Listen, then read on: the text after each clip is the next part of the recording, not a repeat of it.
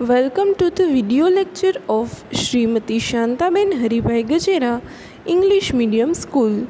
Today we are going to discuss about Standard 8 and our subject is Science. So students, कल हमने नया chapter start किया, chapter number 2, which name is Microorganisms Friend and Foe. तो आज उसी chapter में हम देखेंगे अपना नेक्स्ट टॉपिक जो है where do microorganisms live. जो ये माइक्रो ऑर्गेनिज़म्स है कल हमने देखा, तो वो कहाँ पर रहते हैं वो हम आज देखेंगे। माइक्रो ऑर्गेनिज़म्स में be single celled like bacteria, some algae and protozoa, और multicellular such as many algae and fungi. जो ये माइक्रो ऑर्गेनिज़म्स है वो सिंगल सेल भी हो सकते हैं और मल्टी सेल्यूलर भी हो सकते हैं। सिंगल सेल यानी कि वो एक ही सेल से बने हुए हैं, तो वो है कुछ बैक्टीरियाज है, algae है और प्रोटोजोआ है। और कुछ माइक्रो ऑर्गेनिज़म्स मल्टी सेल्यूलर भी हो सकते, यानी कि वो एक से ज़्यादा सेल से बने हुए हैं। तो उसके एग्जाम्पल में है कुछ algae और fungi. They live in all types of environment ranging from ice cold climate to hot springs and desert to marshy lands.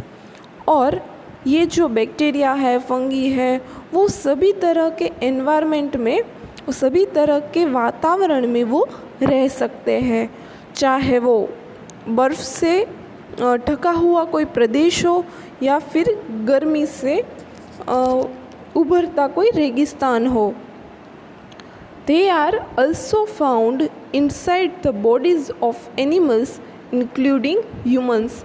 वो एनिमल है उसकी बॉडी के अंदर भी, उसके शरीर के अंदर भी पाए जाते हैं, इंक्लूडिंग ह्यूमन। ह्यूमन है उसकी बॉडी के अंदर भी कुछ बैक्टीरियाज है वो पाए जाते हैं। Some micro organisms grow on other organisms while others exist freely. कुछ माइक्रो ऑर्गेनिज़म्स ऐसे हैं कि जो दूसरे की बॉडी के ऊपर दूसरे ऑर्गेनिज़म्स के सहारे जीते हैं, और कुछ ऐसे भी है जो फ्रीली अपनी जो लाइफ है वो स्पेंड कर सकते हैं। Now we will see the next topic which is micro organisms and us. Micro organisms हमसे किस तरह से कनेक्टेड है वो हम देखेंगे।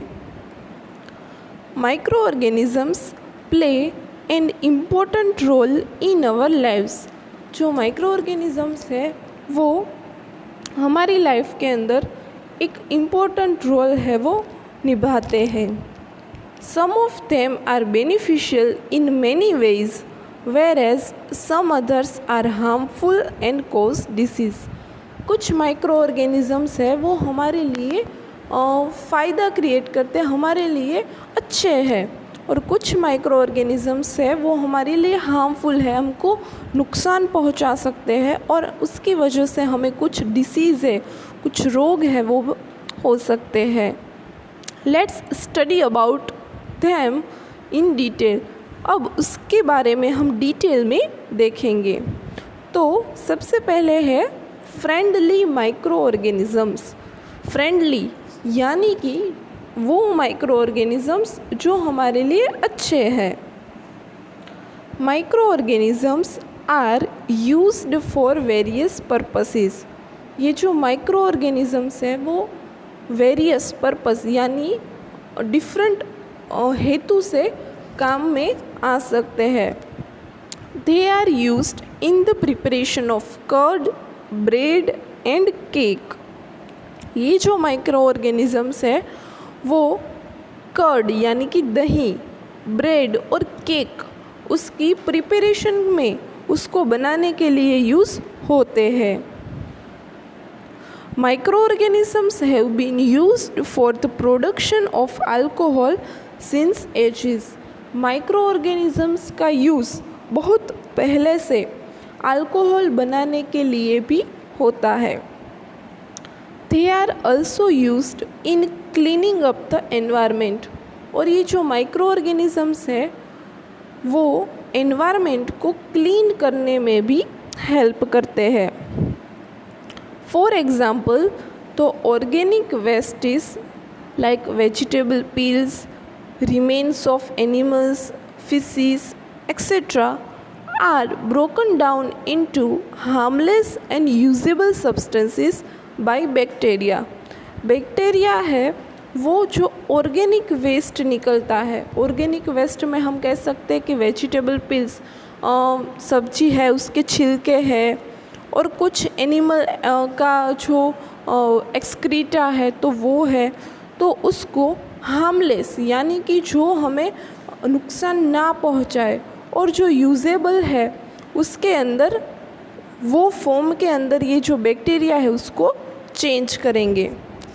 Recall that bacteria are also used in the preparation of medicines. और बैक्टीरिया है उसका इस्तेमाल मेडिसिन बनाने में भी होता है। In agriculture they are used to increase soil fertility by mixing nitrogen. और एग्रीकल्चर में, खेत के विषय में, जो बैक्टीरिया है उसका इस्तेमाल सोइल की फर्टिलिटी यानी कि सोइल को फर्टाइल बनाने के लिए, सोइल है वो ज़्यादा से ज़्यादा फर्टाइल बने उसके लिए ये बैक्टीरिया है ये काम करते हैं। उसके लिए क्या करते हैं कि जो एनवायरनमेंट है, तो एनवायरनमेंट में एयर के अंदर जो नाइट्रोजन है, तो उस नाइट्रोजन को सोइल के अंदर वो प्रस्थापित करते हैं, और इसी तरह से सोइल के अंदर नाइट्रोजन की जो मात्रा है वो बढ़ जाती है। और ये जो बैक्टीरिया जो ये काम कर रहे हैं उसके बारे में आपने 7th स्टैंडर्ड में पढ़ रखा कि ये जो बैक्टीरिया है वो कौन से बैक्टीरिया है कि जो एयर में से नाइट्रोजन लेकर उसको सोइल के अंदर प्रस्थापित करते हैं। तो आपको उस बैक्टीरिया का नाम है वो कमेंट में लिखना है कि कौन से बैक्टीरिया है वो सोइल की फर्टिलिटी बढ़ाने में हेल्प करते हैं। So this was some topics from chapter number 2। अब आगे के जो टॉपिक्स है वो हम देखेंगे नेक्स्ट वीडियो लेक्चर में।